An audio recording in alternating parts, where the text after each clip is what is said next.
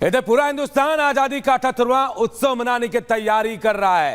भारत की हर गली, हर मोहल्ले में तिरंगा नजर आ रहा है, हर घर के ऊपर तिरंगा नजर आ रहा है। तो वहीं देश के जो जवान हैं वो देश की सुरक्षा के लिए बॉर्डर पर तैनात है। कैसे सुरक्षा करते हैं, हमारी रिपब्लिक भारत की टीम इन जवानों से बातचीत करने के लिए भारत चीन के बॉर्डर पर पहुंची। रिपोर्ट दिखाते हैं आपको।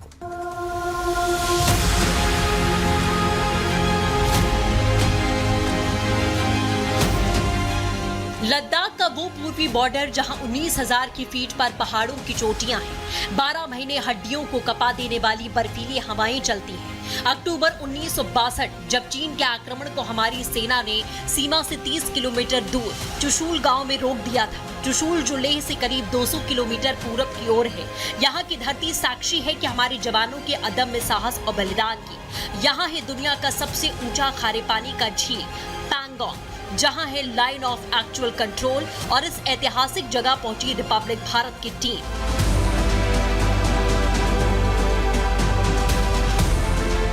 लेह का चुशूल इलाका सामरिक दृष्टि से काफी अहम है। पैंगोंग झील से जुड़ा चुशूल मैदानी इलाके में भी है और पहाड़ी में भी। रिपब्लिक मीडिया नेटवर्क की टीम इस वक्त चीन से सटे लाइन ऑफ एक्चुअल कंट्रोल पर मौजूद है, जहां सरहद की निगरानी आईटीबीपी के हिमवीर कर रहे हैं। इस वक्त हम पैंगोंग त्सो लेक के किनारे पर मौजूद हैं और यहां पर एक तरफ जहां नॉर्थ बैंक पे हम मौजूद हैं, दूसरी तरफ साउथ बैंक है। पूरा इलाका जो है वो आईटीबीपी गार्ड करती है। हर एक मूवमेंट पर यहां पर नजर रखी जा रही है। आप देखेंगे आईटीबीपी के हिमवीर जो हैं वो इस सामरिक दृष्टि से सबसे महत्वपूर्ण इलाके पर नजर बनाए हुए हैं। हर एक गतिविधि की जो रिपोर्ट है वो टॉप ब्रास तक पहुंचती है, कमान तक पहुंचती है।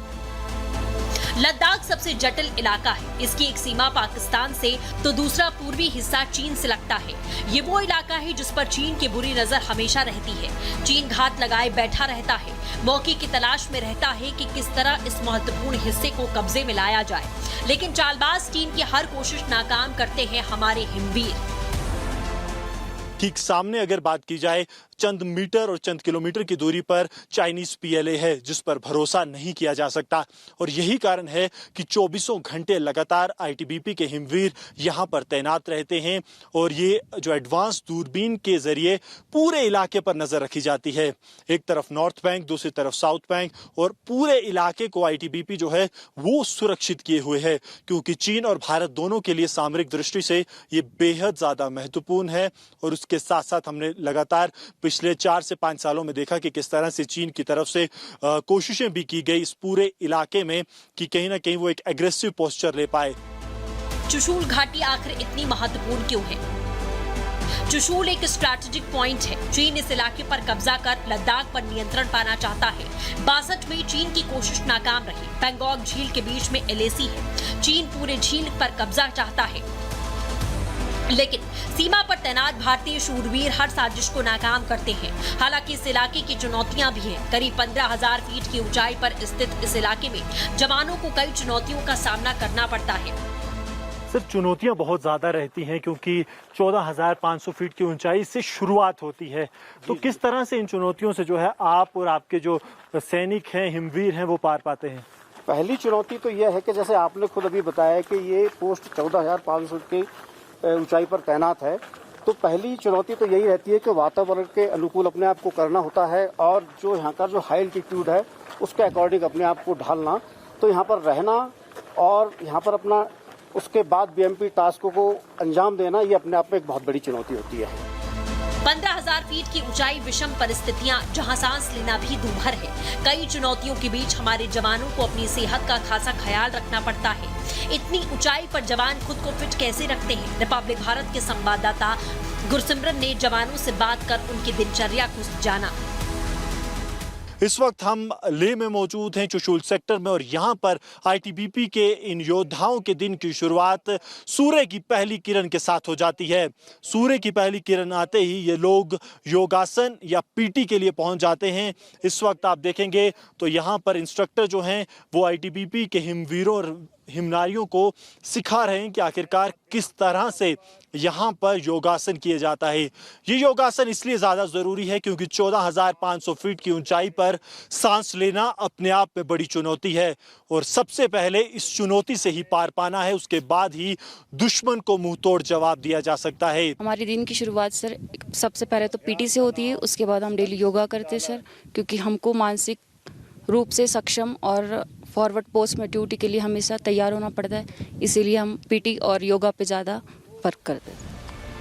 कठिन परिस्थितियों में भी भारतीय सेना के जवानों के हौसले बुलंद हैं दुश्मन को 1 इंच भी आगे नहीं बढ़ने देने के। हौसले बुलंद हैं कि 1 इंच भी हमें पीछे नहीं हटना है। रोजाना तैयारी ऐसी होती है जैसे दुश्मन सामने हो।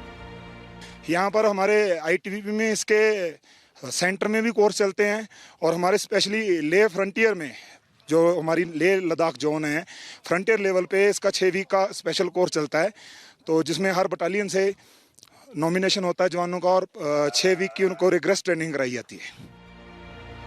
रणनीतिक तौर पर महत्वपूर्ण इस इलाके में जवानों की फिजिकल ट्रेनिंग के साथ ही उन्हें मैप रीडिंग और GPS की जानकारी दी जाती है। दुश्मन की हर एक चाल को विफल करने के लिए ITBP के जवानों को खास तरह से सिखलाई दी जाती है। ये सिखलाई न सिर्फ दुश्मन के साथ गुत्थम गुत्था या फिर वेपन हैंडलिंग तक सीमित रहती है, बल्कि लगातार ITBP के जवानों की क्लासेस भी होती हैं। ये खास क्लास में इन्हें सिखलाई दी जाती है कि किस तरह से ये लोग वेपन हैंडलिंग के साथ साथ मैप रीडिंग भी करें, यानी कि अगर ये दुश्मन के इलाके या अपने इलाके में भी लॉन्ग रेंज पेट्रोल्स के जरिए पूरे इलाके को सुरक्षित रखना चाहते हैं तो उसके लिए मैप रीडिंग और GPS रीडिंग बेहद ज्यादा जरूरी हो जाती है। 24 घंटों दुश्मन को हर तरह से नाकाम करने के लिए हथियारों के साथ जवान तैनात रहते हैं। इस वक्त हम चुशूल सेक्टर के फॉरवर्ड लोकेशंस पर मौजूद हैं और यहाँ पर भारतीय ITBP किस तरह से तैयार है वो हम आपको दिखा रहे हैं। ये ITBP का आर्सनल पावर है, यानी कि वो हथियार जो दुश्मन की किसी भी नापाक हरकत को मुंह तोड़ जवाब देने के लिए पूरी तरह से तैयार हैं, जिसमें 81 mm मोटार है, MMG है, उसके साथ साथ जो 84 mm मोटार है, उसके साथ साथ जो छोटी गन्स हैं, हर एक चीज़ यहाँ पर ITBP के पास मौजूद है। इसका ये हाई ट्रेजेक्ट्री वेपन है सर। इसका इस्तेमाल हम जब करते हैं जब दुश्मन हमें दिखाई ना दे या किसी डेप्थ में बैठा हुआ है, किसी पहाड़ी के पीछे छिपा हुआ है, तो उसे हम खत्म करने के लिए इस वेपन का इस्तेमाल करते हैं। इसकी सर रेंज 5200 मीटर है, कम से कम 90 मीटर इसकी रेंज होती है। यह एक सर बहुत खतरनाक वेपन है और इसमें सर हम 4 प्रकार का इससे हम फायर करते हैं। सर इसको ऐसे कॉक करते हैं जी, फिर इसको पुश करते हैं, फिर इसको ये मैगजीन इस तरफ निकालते हैं, फिर डायरेक्ट फायर करते हैं sir. Indo Tibetan border police दोस्तों की दोस्त है और दुश्मनों के लिए काल। दुश्मन के हर चाल पर नजर रखे हुए हमारे ITBP के जवान सीमा पर कोई चालबाजी ना कर पाए, कोई हमारी सीमा की ओर आंख उठाकर ना देख पाए। मोबाइल सर्वेलांस टीम 24 घंटे चौकस रहती है। चीन के साथ लाइन ऑफ एक्चुअल कंट्रोल पर ITBP की तरफ से जो यहाँ चरवाहे हैं उनके लिए खास तौर पर मोबाइल सर्वेलेंस टीम्स भेजी जाती हैं। ये उन चरवाहों की मदद करती हैं ताकि उनके जो गाय भैंस या बाकी उनके जो जानवर हैं वो दुश्मन के इलाके में ना चले जाएं। MST टीम का मुख्य उद्देश्य होता है जो ग्रेजियर एक्टिविटी होती है उनको नोट करना तथा कोई भी सेंसिटिव स्थान है जहाँ पे हमें लगता है कि यहाँ पे कोई ऐसा एक्टिविटी हो सकती है वहाँ पे अपनी टीम को डिप्लॉय करना तथा LAC के ऊपर दुश्मन की अगर कोई ग्रेजियर एक्टिविटी नोट होती है उसको ऑब्जर्व करना तथा अपने अधिकारी को इसके बारे में सूचना देना।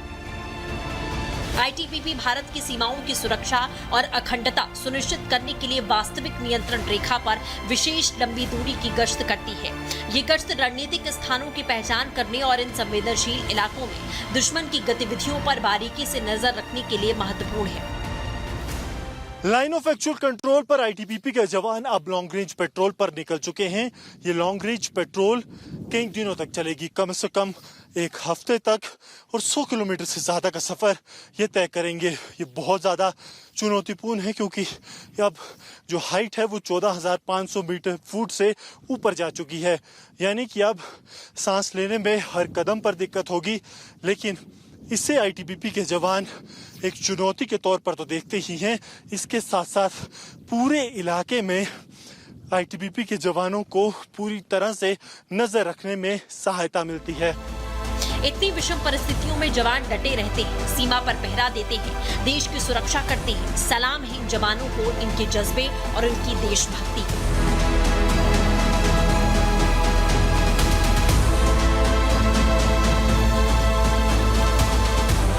Bureau report, Republic Bharat.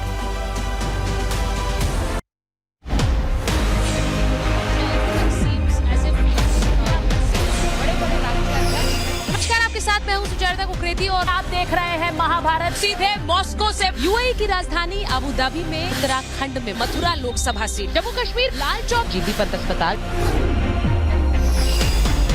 तो आप मंझी हुई नेता हो, आपके जो बयान है वो दिल्ली में गूंज रहे हैं। 24 में आप क्यों आएंगे? वही है सोही जो राम रचि राखा, इतने मोटे मोटे पत्थर फेंके गए, सब यहाँ पर महाकाल के भक्त हैं। देखिए महाभारत मेरे साथ शाम 5:57।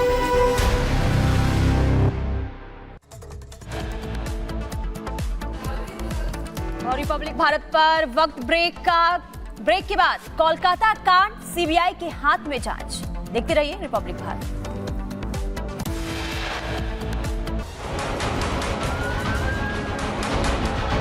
भारत के पड़ोसी देशों में बवाल मचा है। श्रीलंका से लेकर बांग्लादेश में हालात खराब हैं। लेकिन अब पाकिस्तान और अफगानिस्तान में भी खतरे की घंटी बजना शुरू हो चुकी है। तालिबान ने पाकिस्तानी सेना की नाक में दम कर रखा है। मीडिया रिपोर्ट्स के मुताबिक बॉर्डर पर तोरखम इलाके में तालिबान ने पाकिस्तान की 2 पोस्ट तबाह कर दी हैं।